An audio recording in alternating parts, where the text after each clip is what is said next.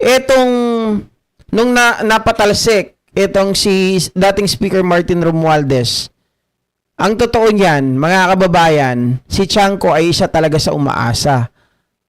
Kaya lang, napagkasunduan nga ng koalisyon, napagkasunduan ng mga nakasuporta pa rin kay dating Speaker Martin Romualdez, yung kaalyado rin nila.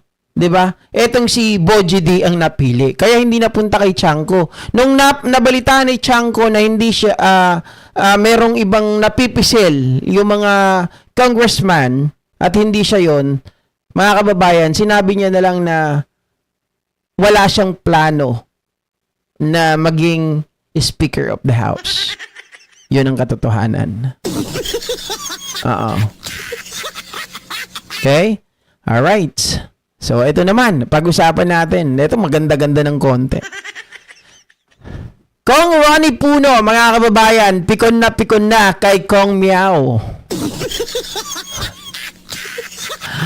Magkakaroon na ngayon ng mga kababayan, demandahan itong si Congressman Ronnie Puno, mga ka-GPnatics, at itong si Congressman Kiko Barsaga, dahil nga itong si Kiko Barsaga, mga kababayan, ay may mga pahayag.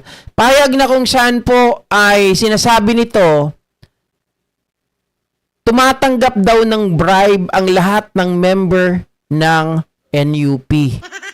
Okay, tandaan natin ha, sinabi niya ang lahat ng member ng NUP, mga kababayan. At ang sinasabi pa nito, itong si Enrique Razon, mga kababayan, na isang businessman, ay nabili daw itong mga kongresista. Ang sinasabing bribe nitong si Kiko Barsaga ay nung para sa position bilang Speaker of the House, mga kababayan. May sagot si Congressman Puno na sinabi niyang ganito, bakit kailangan kaming i-bribe? O bakit kailangan kaming i-bribe ni dating Speaker Martin Romualdez kung alam namin na super majority naman talaga siya. And we all know, ako nagsasabi sa inyo, mga kababayan, yung speakership, nung una pa lang, right after the election, alam na natin kung sino ang speaker. Pag nanalo si Pangulo, alam na natin ang speaker kaagad, si Speaker Martin Romualdez. At alam na natin yung ibang mga tao dyan, kasi iyan ay bunga ng koalisyon. Kaya nga nagtataka tayo, si Saldico, mga kababayan, ang humahawak ng yung position dati ni Saldico, mga ka-GPnatics, hindi yan hinahawak ng party list representative or hindi yan hinahawakan ng party list representative. Ang humahawak dyan, mga kababayan, ay representante ng distrito. Pero dahil sa koalisyon, yan ang napagkasunduan nila. Okay? So pakinggan natin itong report na ito, mga kababayan. Ako, mga kayayam, si Yayam pala to. Si Kong Miao Barsaga, no? Dahil nagalit na itong isa sa pinaka-party leader ng NUP party, no? Na si Kong Ronnie Puno, no? Dahil sa mga pinagsasabi nitong si Kong Miao. Inakusahan niya ang mga miyembro ng NUP, no? Kasama si Kong Ronnie Puno at lahat pa na tumanggap daw ng bribe mula kay former Speaker Martin Romualdez para iboto siya bilang Speaker noong 2025. Nako, talagang libelous yung salitang yan. Kaya si Kong Ronnie Puno at iba pang mga NUP members, na marami ito lahat sila magsasampa ng kanya-kanyang kaso laban kay Kong Miao. Kaya ito si Kong Miao, tapos to. Tapos ang karir talaga nito sa daming sasagutin dito sa korte, no? At sa dami ng haharapin niyang araw para bistahin ang kanyang mga libelous statements, no? Kaya hindi na makakapagtrabaho to pag lahat ng member ng NUP ang nag-file ng case laban kay Kong Miao Miao, mga ka-GP Natics. At nagtataka tayo kasi ganito. Sabi niya ganon, yung member daw ng NUP, tandaan natin kailan ba mga kababayan? Ito, tandaan natin. Kasi tiningnan ko dito, Google. Tiningnan ko dito, di ba, naging Speaker of the House, si dating Speaker Martin Romualdez, mga kababayan, ay 2022. Nung nanalo, yung si PBBM. Tama? Kailan ba namatay itong tatay niya na si PD Barsaga? Tingnan ko lang mga kababayan. Nung April 27, 2024. So, ganito. Kung halimbawa, eto kasi yung logic na mali na kaagad. Kaya mayayari talaga itong si Kong Miao Miao. Talagang, meow, meow, meow, meow. Mga ka-GP Natics, sinabi niya na lahat ng member daw ng NUP ay na-bribe para iboto si dating Speaker Martin Romualdez bilang Speaker of the House. That was 2022. And his father, mga kababayan, during that time, ay member din ng NUP. Kung sinabi mo na ang mga ito ay tumanggap ng bribe na babayaran, di ang tatay mo ay bayaran din. Diba? Does it make sense, mga kababayan? Does it make sense? Tama? Isa rin, kung sinasabi mo yan, so inaamin mo rin na ang tatay mo ay bayaran. Sorry sa tatay mo na nananahimik na ngayon. Kaya lang, sobrang ingay mo Diba? Hindi naman pwede, mga ka-GP Natics, hindi naman pwede na, we are NUP. Tapos, binayaran mo yung ibang member. Tapos, yung iba, mga kababayan, ay mababypass. Hindi naman pwedeng ganun. Pag ikaw ay member ng isang partido, ng party, di ba? Hindi pwedeng merong left behind. Hindi pwedeng merong hindi tatanggap. So, ibig sabihin, mga kababayan, kung binigyan mo ang isang member, lahat dapat ng member ng NUP ay na-bribe. Di ba?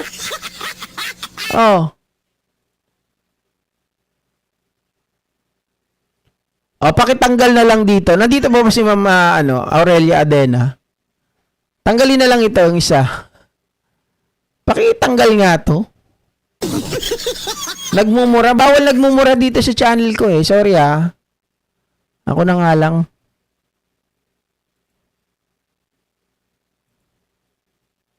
Yan. 24 hours.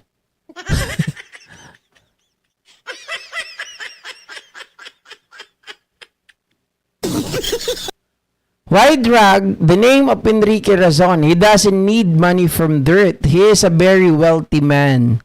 Yun nga po, isa pa yan, Ma'am Teresita Tan. Diba? Dinadabay niya itong si Enrique Razon na isang businessman. Mga ka-GP Natics, mapapala ni Enrique Razon dito sa mga sinasabi ni Kong Kiko Barsaga. Anyway, pag-uusapan dyan, kasi sabi niya sa isang balita ay hindi raw natinag itong si Congressman Kiko Barsaga sa banta ng kasong isasampa ng National Unity Party or NUP matapos siyang akusahan ng paninirang puri or libel kaugnay ng umano'y suhulan kapalit ng suporta sa speakership ni Martin Romualdez. Sa isang serye ng Facebook post, tahasang sinabi ni Barsaga na hindi siya uurong at iginiit na ang pagsasampa ng kaso laban sa kanya ay lalong maglalantad ng katotohanan tungkol sa umano'y papel ng negosyanteng si Enrique Razon. Tingnan nyo yung kanyang mga kababayan.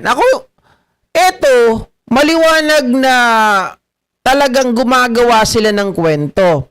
Kung magsasampa ng kaso, mga kababayan, etong ang lahat ng member ng NUP, naniniwala ako na ang korte, syempre, mga ka-GPnatics, ang korte ay maghahanap ng ebidensya, ng masasabi na ebidensya to solidify yung allegation nitong si Kong Kiko Barsaga. Syempre mga kababayan, kung ako ay guilty, okay? Kung guilty ang NUP, they will not going to sue you in court. They will not. They won't going to do that. Hindi nila gagawin yan kasi sa korte, kailangan ng mga solid evidence.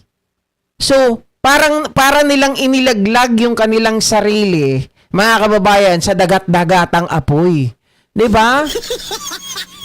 So, ang nakikita ko dito, kung ikaw ay makikipaglaban sa korte, may lakas ka ng loob to file a case Kiko Barsaga, therefore, mga kababayan, may tapang ka. May balls ka. Ibig sabihin, malinis ang konsensya mo. 'Di ba? Contrary doon sa sinasabi ni Kong Barsaga na ang pagsasampa ng kaso laban sa kanya ay maglalantad ng katotohanan. Tama ka doon. Maglalantad ng katotohanan na ikaw ay sinungaling. 'Di ba? Oh.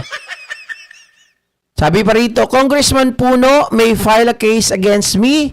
It will only prove that he was bought by Enrique Razon in court.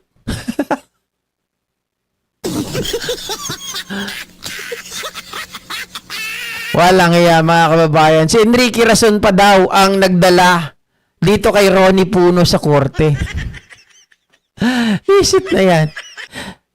Pero inyo, puro alegasyon, puro imbentong kwento. Ang tinutukoy ni Barsaga ay si Ronaldo Puno, chairman ng NUP, na naunang nagsabing kakasuhan nila si Barsaga dahil sa umano'y walang basihang akusasyon. Sabi niyang ganon, maglalahad daw siya ng ebidensya sa Kongreso. Sa hiwalay pang post, iginit ni Barsaga na may hawak siyang ebidensya at ito ay kanyang ilalahad sa formal na paraan sa loob mismo ng Kongreso. Eto tayo eh. Mga kababayan, gagamitin na naman yung privilege speech. 'Di ba?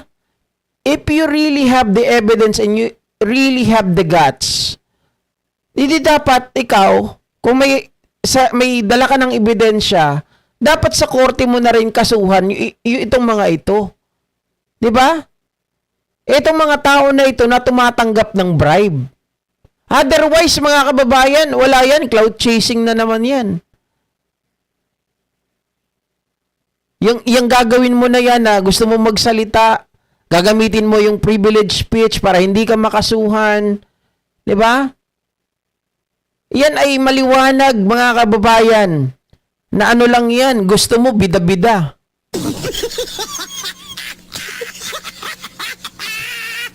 Oh. Hindi, isipin nyo na lang eh, yung kanyang mga sinasabi dito. Meron daw siyang hawak na ebidensya. Pero bakit ayaw mong ilabas? Bakit hindi mo kasuhan ang mga member ng NUP? 'Di ba? At saka dapat, kung alam mo na ang mga taong ito na member ng NUP ay matagal mo nang alam na sila ay na-bribe, bakit noong nandyan pa ang tatay mo, hindi ka nagsasalita? If you're really against the corruption, mga kababayan, you should made an action right away. 'Di ba? Nung nalaman mo yan, dapat gumawa ka na kaagad. Kahit nandyan pa yung tatay mo, I am against corruption. Sabihin mong ganun, corrupt ka tatay, dapat kasama ka din.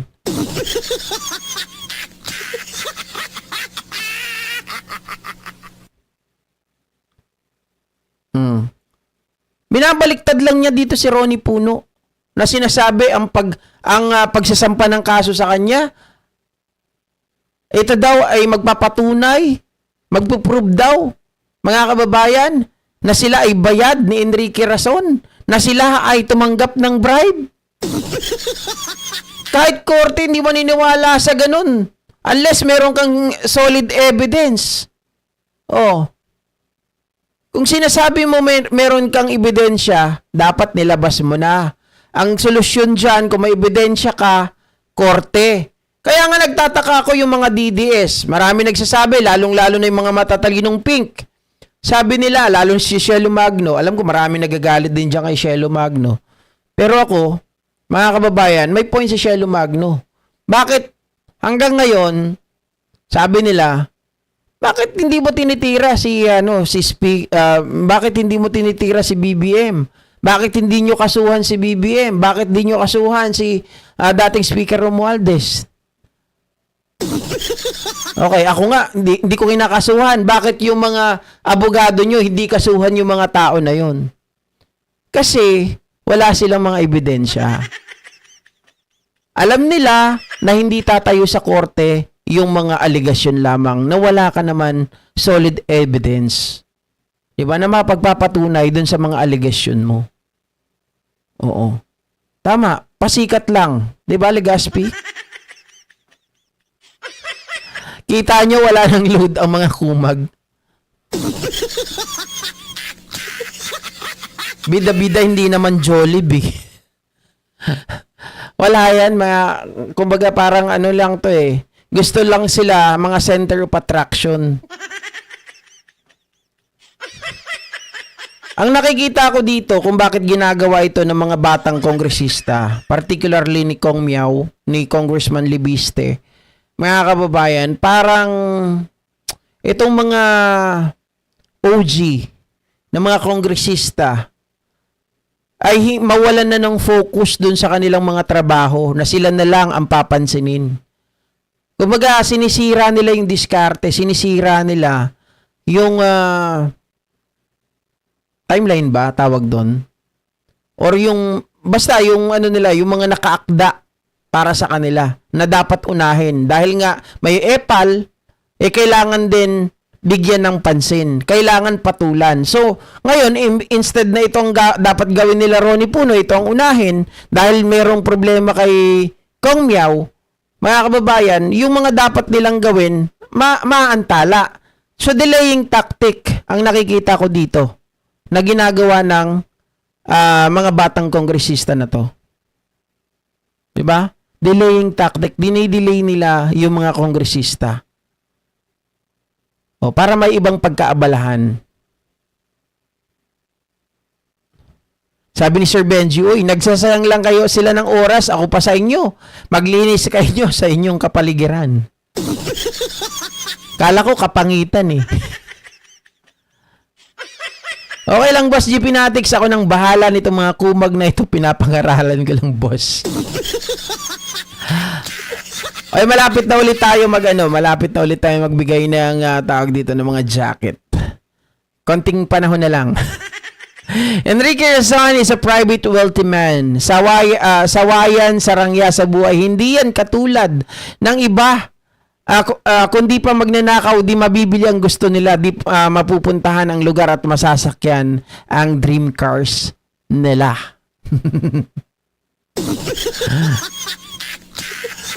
Hindi ko nga alam, alam mo, kaya hindi ako masyado nagko-comment kay Enrique Razon, mga kababayan. Up until now, hindi ko talaga ma-connect what is his connection, mga kababayan. What is the relevant of Enrique Razon in this matter? Hindi ko talaga lubos maisip. Hindi ko makuha, hindi ko ma-connect eh. Talagang sira yung wifi, putol. Di ba? Hindi ko talaga maipagtugma. Kaya medyo umiiwas ako doon sa ano na yun eh, sa issue na yan. Di ba? Hindi ko masyadong binabanggit si Enrique Razon. Alam ko lang, wealthy man, businessman. Di ba? Kasi isipin mo lang, Enrique Rezon, hindi naman siya, mga kababayan, wala naman siya sa politika eh.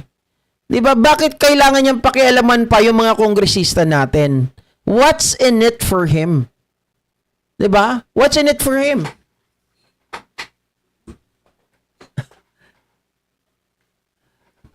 Pati ng likod ko. Di ba tama naman? What's in it for him? Ano mapapala niya? Mga kababayan, na pangunahan itong mga kongresista na to. Di ba? Wala naman siguro.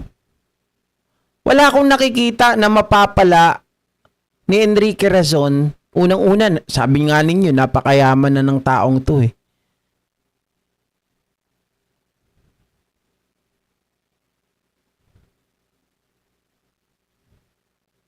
Mm-mm.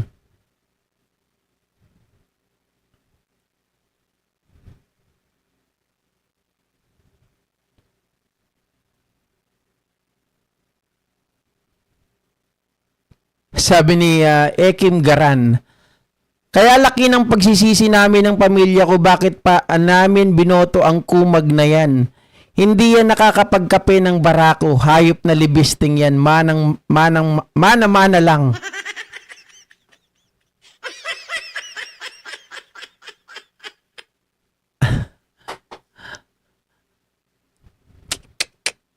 Wala talaga ito. Yung mga tipo ng mga DDS, mga kababayan, mababang klase.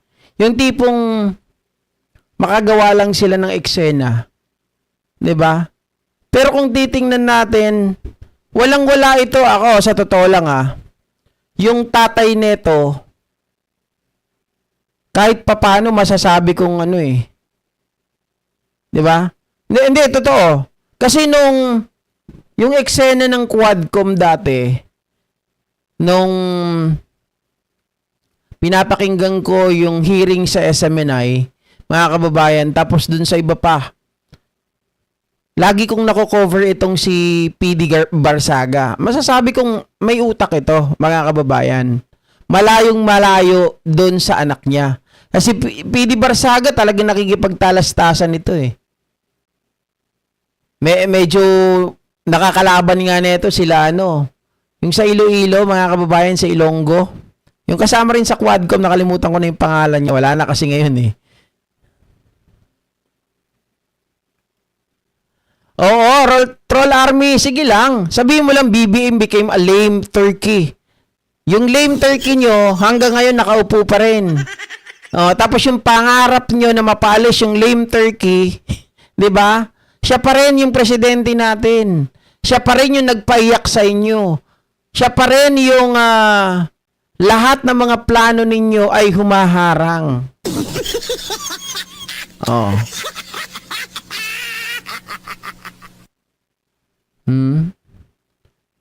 Anyway, so ito next topic, mga ka-GPnatics. Pag-usapan natin si dating spokesperson Harry